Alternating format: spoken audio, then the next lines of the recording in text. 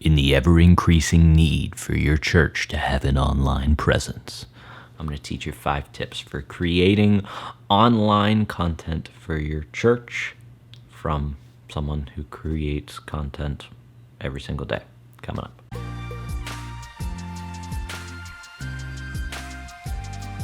Hey, Spencer here from Leading Worship Well.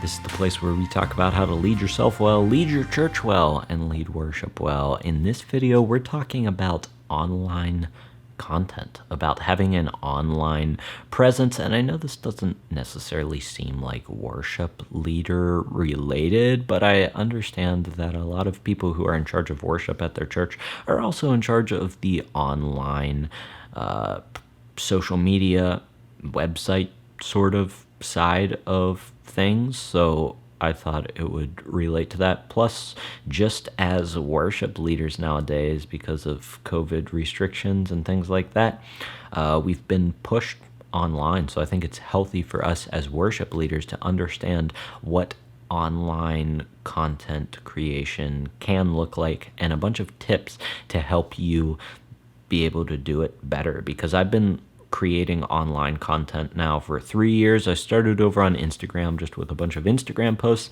and then 2 years ago, as of like a couple weeks ago from this video coming out, I celebrated my 2-year anniversary here on YouTube.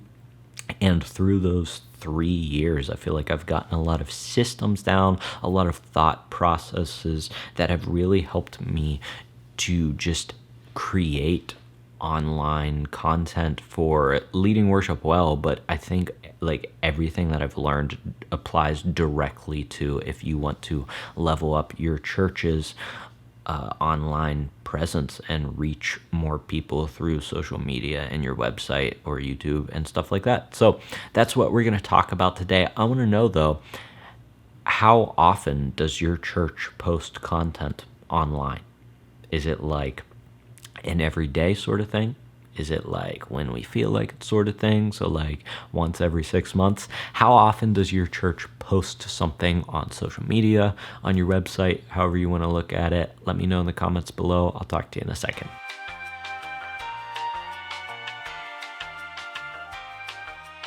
Thanks for leaving your answer down below. Let's get into 5 pro tips for creating online content for your church. The first pro tip is to understand that perfectionism will ruin your ability to create consistently. As online content creators, which is what like the church has been forced to do now, that's like one of the best ways to connect with your people during the week. Perfection will ruin your ability to constantly create.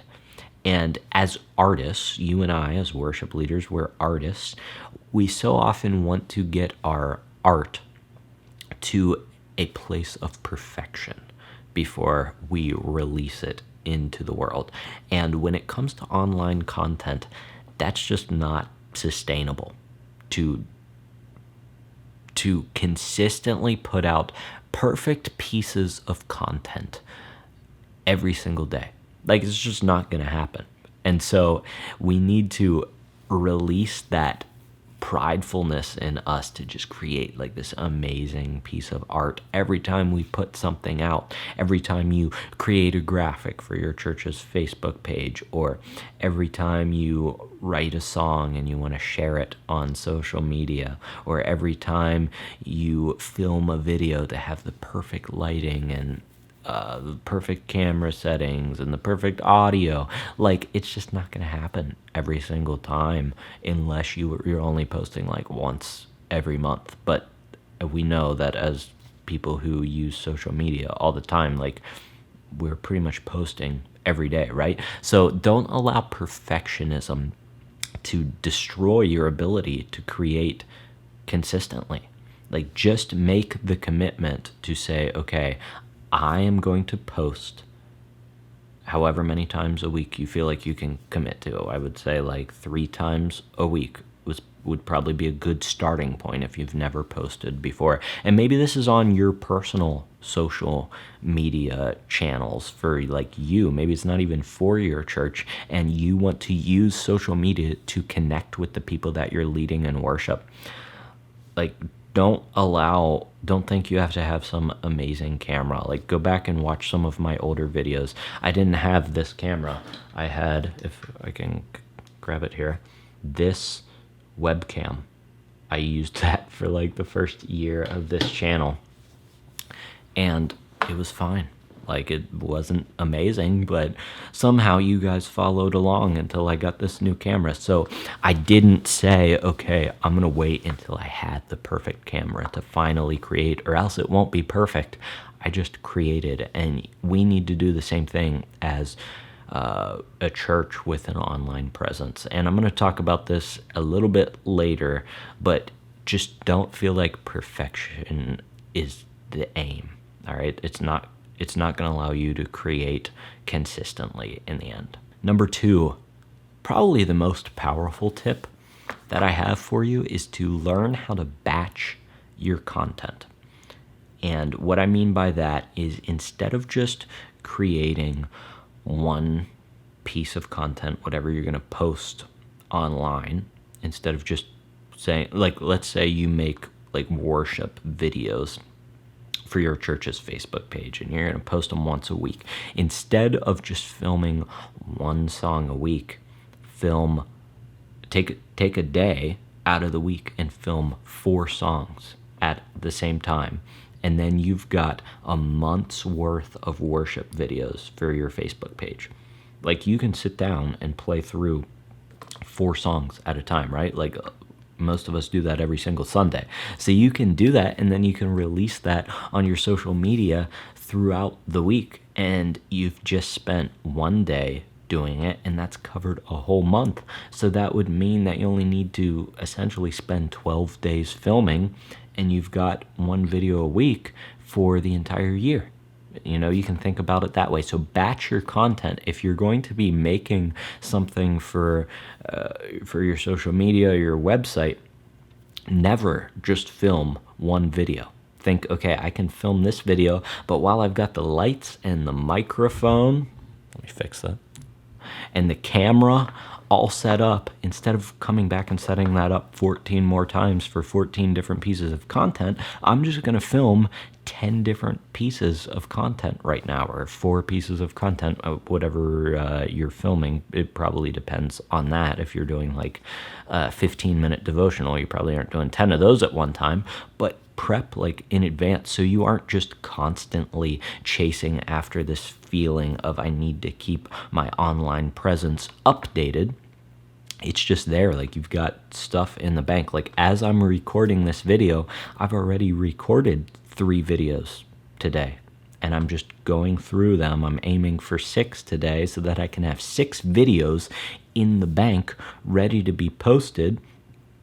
And then I don't have to worry about creating videos for 6 weeks. Like, it's a good feeling. So batch your content. Try to do as much as you possibly can whenever you're in that mindset of, okay, I'm going to sit down in front of a camera and film this, or I'm going to create a graphic. Do as many as you can. And that's the way, once again, to create sustainable content online for your church. Number 3, keep your setup simple and keep it easily accessible. All right, I think whenever churches heard that they had to go online, they were like, we got to buy all this fancy equipment and these cameras and these lights and these microphones and all of this stuff. And a lot of us did that, and it's not a bad idea, but you're probably nearly just as effective by taking an iPhone and just having it set up there with some good lighting by a window and taking a video and just talking into your camera. Like, yes, it's going to sound better ultimately if you have like all this fancy gear, but I've found in my YouTubing career that oftentimes it's just not worth it. That's why I use that webcam that I showed you for the first year, because I didn't want to get caught up in all these lights. Like, I have lights now. I've got a light over there. got a light over there, got another light right there, and then I showed you the microphone that I have. Like, even that's not that crazy of a setup compared to what some people have, but I just keep it simple. Like, I have this stuff set up all the time, and I'm able to just walk in and click record on my camera and then film a video. Because if you put like this huge barrier in your way every time you're like, okay, I need to actually create some content for online stuff, then you're never going to do it. If you're like, I got to set up a camera and I got to set up 7 lights and I got to have microphones and all of this stuff, you're never going to do it. Or you're going to do it once and be like, wow, that looked really good and that was cool, but it's not going to be consistent. So just aim for simplicity over complexity. Even though if something's complex, which this isn't even always the case, but something's complex, it might look better in the long run, but is it really worth the extra 3 hours that it took to set up and edit stuff in 4K and do all of this stuff? It's probably not. So just keep it easy. Your phone is probably sufficient. Number 4, this is super powerful for churches, for you as a worship leader, and that is that nothing is too small to share. Nothing is too small to share. If you follow me on Instagram, which if you don't, you should follow me on Instagram. I post on Instagram stories there. But I post about like the dumbest stuff on Instagram stories. Like things that are not exciting, you know, like what I had for breakfast. And yeah, I mean, that makes it sound like a great pitch for you to follow me on Instagram. But I'm telling you, like, people find that stuff interesting. And that is how you connect with the people of your church. So if you're a worship leader and you want to connect with a bunch of people in your church and you have people who follow you online, first of all, keep that in mind and be cognizant of what you post online, but at the same time use that understanding to your benefit. People don't connect on the big things. Like, you don't have to come on and every Instagram story or every post that you post has to be some huge theological truth bomb. People aren't going to connect with that. People are going to connect whenever they see, oh, Spencer was out back. Well, I don't have any kids, but you were out back in your backyard throwing the frisbee with your kids on Saturday before you came and led worship here on Sunday morning.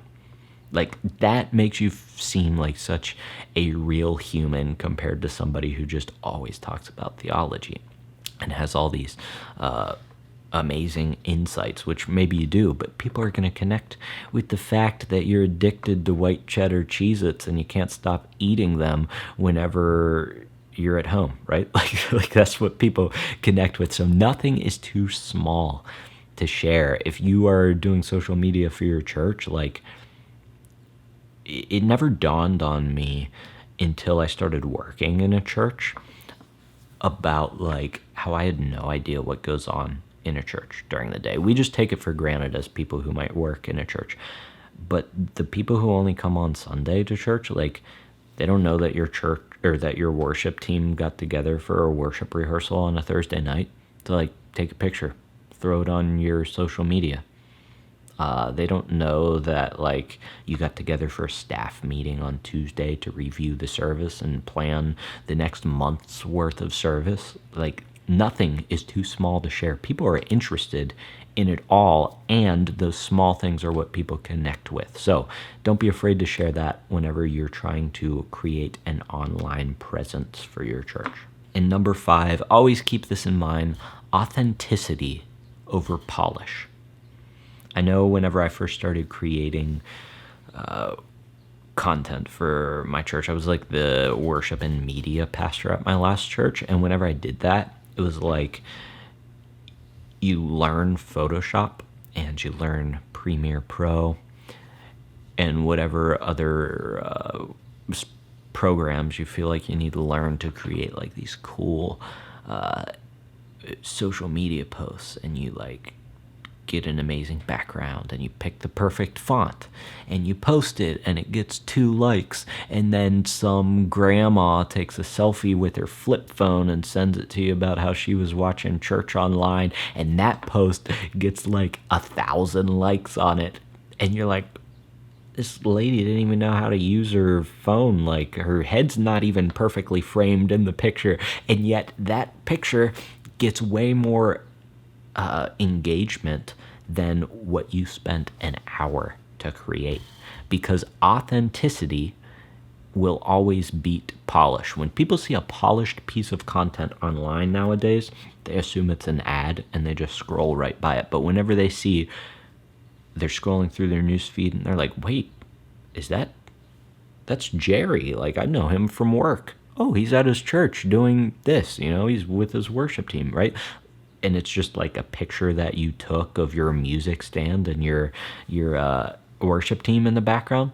Like, people grasp onto that authenticity over polish, which once again goes back to perfectionism, will ruin your ability to consistently create, because number one, it takes forever if you're trying to get things perfect, but people don't even want perfect. Like, people don't want your stuff to be perfect. That's why we scroll right past those Coke ads and Chipotle ads on our feed, because we tune them out. So yeah, authenticity over polish. Just be authentic.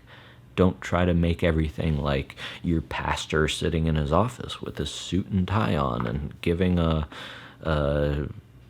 Bible study. Like, have him sitting in his house with a cup of coffee, just doing a Facebook Live. I don't know. Like, authenticity over polish every single time will win. Kind of a unique video today. I don't know. I just feel like there's so much potential in social media that's untapped for us as worship leaders. I know for the longest time I was afraid to post on social media because as leaders in the church, people are judging what we do. But if you're living a godly life and you're aware of what you're posting on social media, there's nothing to be afraid of. I think social media, having an online presence for yourself as a worship leader, can be an amazing tool of connection with the people in your church. And connection is one of the best ways to improve your worship leading, to build relationships with the people in your church. And that can happen through social media.